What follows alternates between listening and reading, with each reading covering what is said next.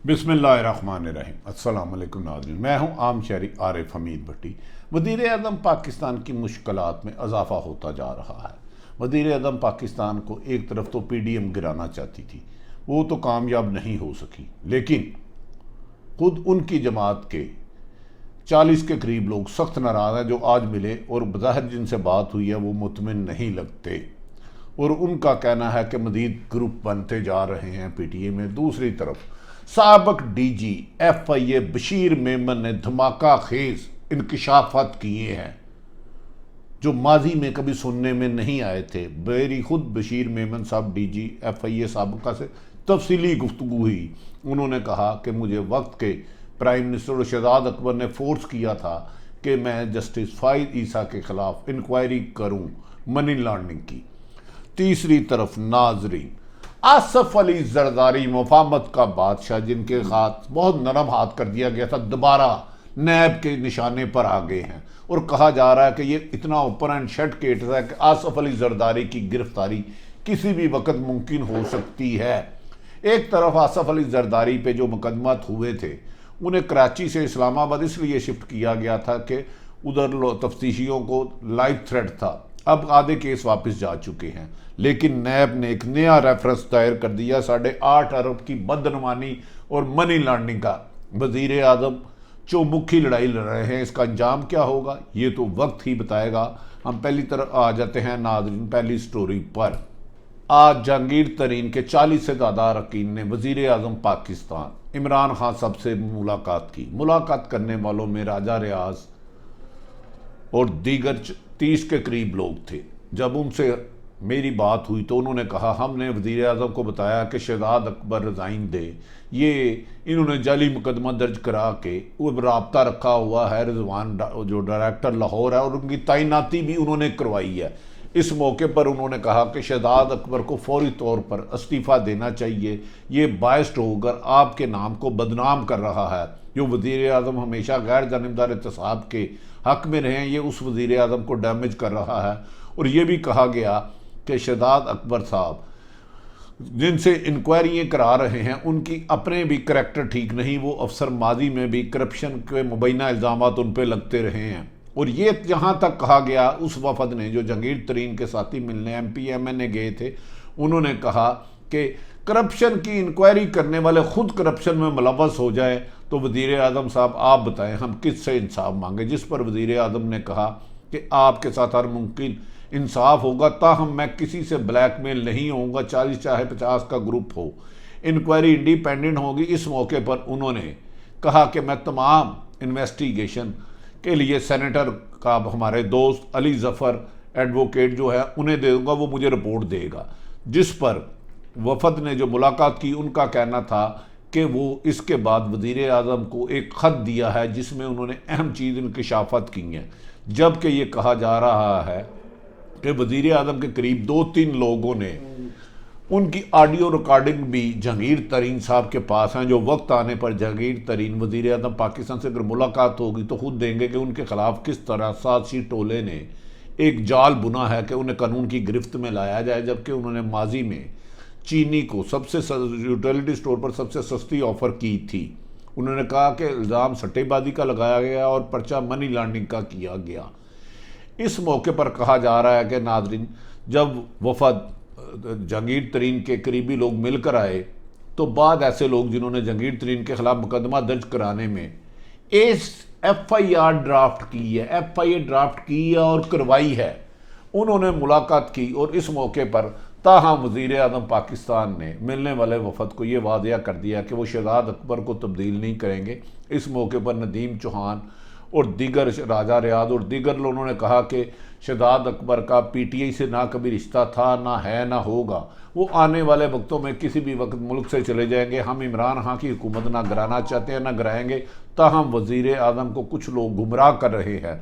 जब हमारी आज मुलाकात हुई तो ऐसे लग रहा था कि वज़ीर आज़म बहुत ज़्यादा हक़ाइक़ से दूर है, उन्हें हकीकत पता नहीं, ताहम हमें यकीन है कि वज़ीर आज़म ने यकीन दहानी कराई है कि जहांगीर तरीन के ख़िलाफ़ अगर केस बना तो कार्रवाई होगी, अदरवाइज इंतकामी कार्रवाई नहीं होगी। अब वज़ीर आज़म एक तरफ PDM, दूसरी तरफ उन्हीं जमात के 40 के करीब अरकान और ऊपर से बजट आने वाला है। वज़ीर आज़म दिन ब दिन आजमाइश में चलते जा रहे हैं।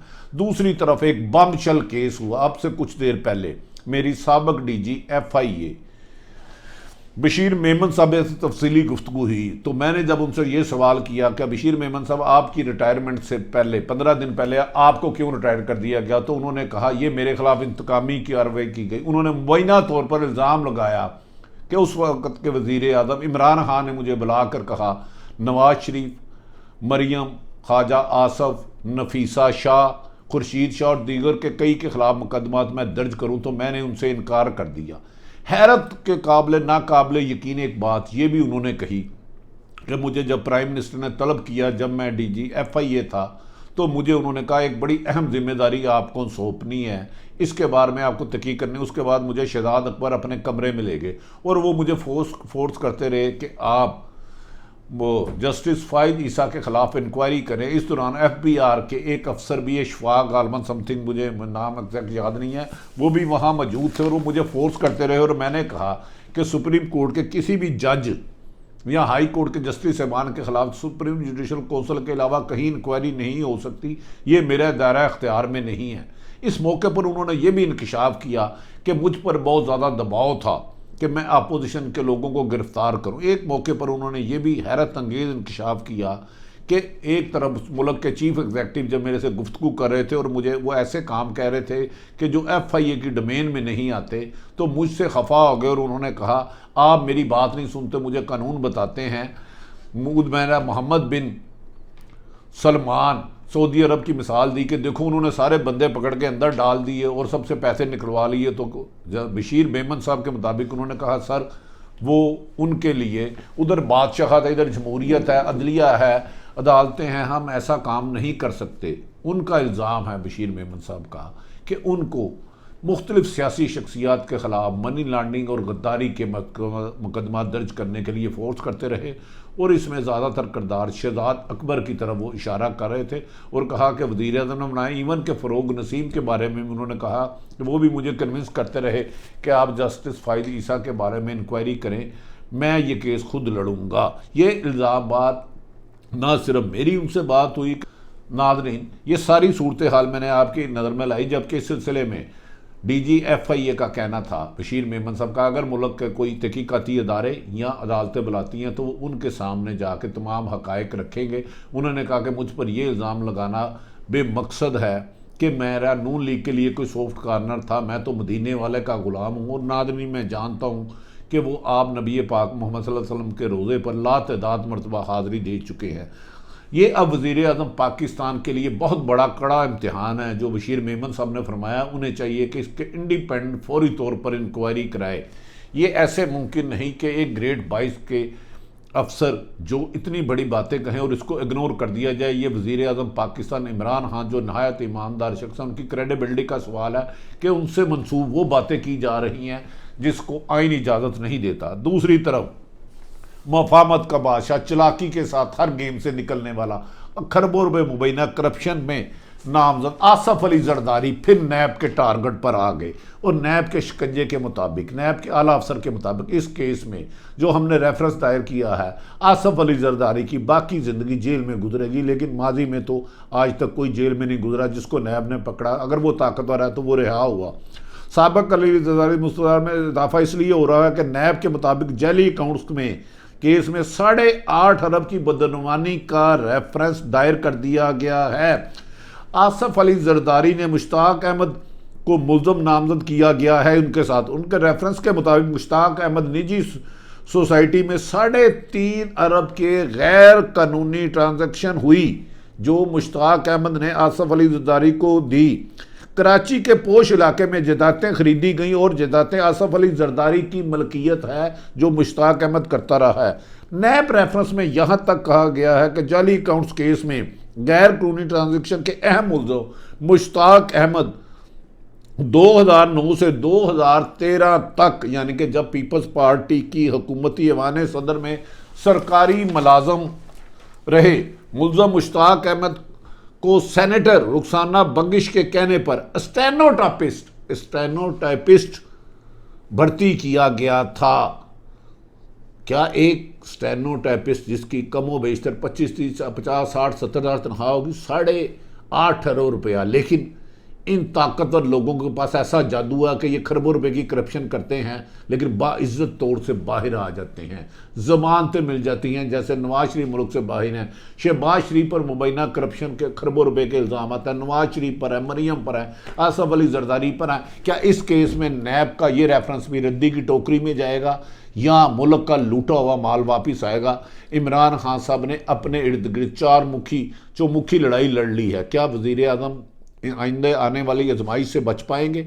इसमें हिकमत अमली करेंगे? इसमें उन्हें मौजूदा मफाद प्रस्त की जाए, चंद कानून समझने वाले लोग चाहिए। नाज़रीन, कहा गया कि रेफरेंस में मनी लॉन्ड्रिंग का केस भी डाला गया है और यहाँ तक कहा गया ये मुल्ज़म मुश्ताक अहमद जब अयान अली को गिरफ्तारी के वक्त एयरपोर्ट पर भी मौजूद था, जो अयान अली मनी लॉन्ड्रिंग के पैसे ले जाते हुए एयरपोर्ट से गिरफ्तार हुई और काफ़ी देर गिरफ्तार रही। इनका लिंक भी मोहतरम आसफ अली जरदारी से जोड़ा जा रहा है। जाली अकाउंट्स में साबिक सदर आसफ अली जरदारी के खिलाफ जो चार्जशीट की गई है, इसको एहतसाब अदालत ने पार्कलैंड रेफरेंस के 17 सफ़ात की चार्जशीट जारी कर दी है। नाज़रीन, ये वो सूरत हाल है कि पाकिस्तान में नित नए इंकशाफात हो रहे हैं जो हमने जर्नलिज्म में ना सुने थे ना देखे थे। लेकिन क्या अगर ये जो इल्ज़ाम जिस पर लगाए जा रहे हैं वो इल्ज़ाम सच्चे हैं तो क्या इनको सज़ा होगी या इंतकामी कार्रवाइयाँ? अब ये वज़ीर आज़म पाकिस्तान नहायत अच्छी शोहरत के हामिल हैं, जो 22 साल जदोजहद की उन्होंने करप्शन के ख़िलाफ़। अब उनका इम्तहान है कि ये इल्ज़ाम जो मुबैना तौर पर जिन पे इल्ज़ाम लगे हैं उनको करार वाक़या सज़ा सुनवाएँ, अदालतों से भेजें और उसको फॉलो करें, किसी को भी NRO ना दें। नाज़रीन, अगर ये सारी गुफ्तगू आपको पसंद आए तो आरिफ हमीद भट्टी का चैनल सब्सक्राइब करें। अपने इर्द गिर्द रहने वालों की खुशियों का ख्याल रखें। पाकिस्तान जिंदाबाद।